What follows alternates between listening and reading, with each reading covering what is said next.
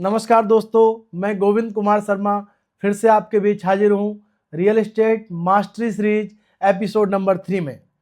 Episode number 1 में आपने सीखा कि अपना घर लेते समय या रियल एस्टेट में इन्वेस्टमेंट करते समय कैसे प्लानिंग करनी चाहिए।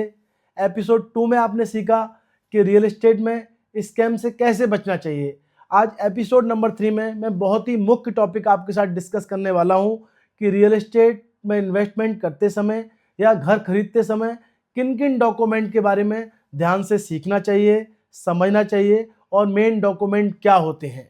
मेरा लक्ष्य है हिंदुस्तान के हर बायर के लिए जो भी रियल एस्टेट में घर लेना चाहता है या इन्वेस्टमेंट करना चाहता है, उसका ज़िंदगी का सबसे बड़ा डिसीजन लेते समय उसको ईजी बनाना, ताकि उसको रियल एस्टेट में इन्वेस्टमेंट करते समय या घर खरीदते समय कोई भी असुविधा ना आए। यदि आप मेरे चैनल पर नए हैं तो आपका वेलकम, और पहले से आप मेरे साथ जुड़े हुए हैं तो आपके लिए बहुत बहुत धन्यवाद और आभार फॉर योर ट्रस्ट और योर टाइम। अगर ये आप वीडियो फेसबुक पर देख रहे हैं, इंस्टाग्राम पर देख रहे हैं, तो मैंने पूरी वीडियो का लिंक बायो में दिया हुआ है। मेरे यूट्यूब चैनल पे जाके आप पूरा वीडियो देख सकते हैं। और जी हाँ, अगर आपने अभी तक मुझे फॉलो नहीं किया है और सब्सक्राइब नहीं किया है तो अवश्य कर लीजिएगा, क्योंकि आपको आने वाले समय में और भी शानदार जानदार जानकारी मिलने वाली है। सबसे पहले हम जुड़ते हैं सीधे टॉपिक से। हम बात करते हैं कि यदि आप किसी ऐसे प्रोजेक्ट में इन्वेस्टमेंट कर रहे हैं या फिर ऐसे प्रोजेक्ट में घर ले रहे हैं जो अंडर कंस्ट्रक्शन है, किसी बिल्डर का प्रोजेक्ट है, तो सबसे पहले आपको चेक करना है रेरा। क्योंकि यदि प्रोजेक्ट का रेरा रजिस्ट्रेशन है, इसका मतलब ये है कि प्रोजेक्ट गवर्नमेंट के रिकॉर्ड में दर्ज है, उसकी लीगल अकाउंटेबिलिटी है।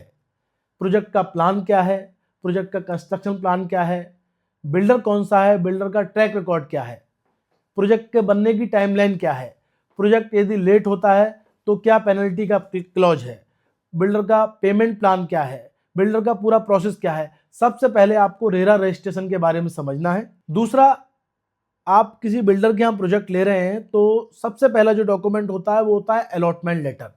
जब भी आपको कोई यूनिट अलॉट होती है तो बिल्डर आपको अलॉटमेंट लेटर इशू करता है। उस अलॉटमेंट लेटर में पूरी आपकी प्रॉपर्टी के बारे में जिक्र होता है कि आपको कौन से टावर में कौन सी यूनिट दी गई है, उस यूनिट का साइज क्या है, उस यूनिट के साथ साथ आपको क्या क्या सुविधाएं मिल रही हैं, जैसे कितनी पार्किंग मिल रही है, क्लब क्या है और अदर सुविधाएं क्या क्या हैं।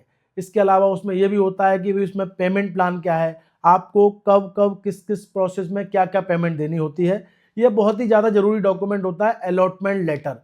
अलॉटमेंट लेटर से ही डिसाइड होता है कि आपको यूनिट एलोकेट हो चुकी है, तो आपको अलॉटमेंट लेटर सबसे ज़्यादा संभाल के रखना है। इससे आगे आता है आपका agreement to sell builder buyer agreement. ये सबसे ज़्यादा इंपॉर्टेंट डॉक्यूमेंट होता है, क्योंकि इसी के अंदर सभी टर्म्स एंड कंडीशन लिखी होती हैं। क्योंकि आपके अलॉटमेंट की कंडीशन क्या है, अगर यूनिट कैंसिल आप कराते हैं, बिल्डर करता है, तो उसका कैंसिलेशन का क्या प्रोसेस है। इसके अलावा आपको पोजीशन कब मिलने वाला है, यदि आपका प्रोजेक्ट डिले होगा तो डिले की पेनल्टी क्या होगी, तो सब कुछ बिल्डर वायर एग्रीमेंट में लिखा होता है। तो बिल्डर वायर एग्रीमेंट को कभी आप ऐसे ही बिना पढ़े साइन ना करें, उसकी लाइन बाय लाइन को समझें, उसका मतलब समझें, उसके बाद ही साइन करें। क्योंकि जो चीज़ लिखी नहीं है उसकी कोई गारंटी नहीं है, जो एग्रीमेंट में लिखा है, जो डॉक्यूमेंटेड है, उसी की गारंटी है। तो ये डॉक्यूमेंट बहुत महत्वपूर्ण होते हैं, इनको वन बाई वन पढ़ें, उसी के बाद साइन करें। इसके बाद जो अगला महत्वपूर्ण डॉक्यूमेंट है वो है ओसी और सीसी। ओसी यानी कि ऑक्यूपेशन सर्टिफिकेट, सीसी यानी कि कंप्लीशन। यदि कोई भी आप ऐसी रेडी टू मूव प्रॉपर्टी ले रहे हैं तो उसका ओसी और सीसी जरूर चेक करें। ओसी का मतलब ओसी का मतलब है ऑक्यूपेशन सर्टिफिकेट। ऑक्यूपेशन सर्टिफिकेट यानी कि बिल्डिंग रहने लायक है या प्रॉपर्टी रहने लायक है या नहीं।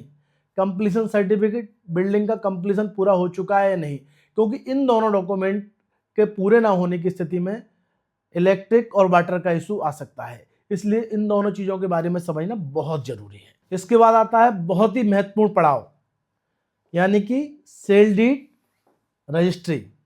जब आपकी प्रॉपर्टी का सभी काम पूरा हो जाता है या फिर डील आपकी जब अंतिम चरण में होती है तो आपके नाम पर प्रॉपर्टी की रजिस्ट्री होती है। इस रजिस्ट्री में होने का मतलब है कि आपका जो भी ट्रांजैक्शन है, जो भी आपका रिकॉर्ड है, वो गवर्नमेंट के रिकॉर्ड में जा रहा है। उस रजिस्ट्री के अंदर सेलर की डिटेल, बायर की डिटेल, प्रॉपर्टी की डिटेल, जो भी आपने उस प्रॉपर्टी के एवज में पेमेंट किया है, उस पूरे ट्रांजैक्शन की डिटेल गवर्नमेंट के रिकॉर्ड में जाती है। पूरे टर्म्स एंड कंडीशन उसमें लिखे हुए होते हैं। तो इस रजिस्ट्री को आपको प्रॉपर पढ़ना है, इसमें कोई कमी नहीं रहनी चाहिए। तो रजिस्ट्री यानी कि जो भी आपकी सेल डीड है उसको प्रॉपर से पढ़ना है, पूरे तरीके से पढ़ना है। इसके अलावा और बहुत महत्वपूर्ण डॉक्यूमेंट होते हैं। जैसे आप यदि किसी प्रॉपर्टी पे लोन ले रहे हो तो स्वाभाविक है लोन बैंक से ही लोगे।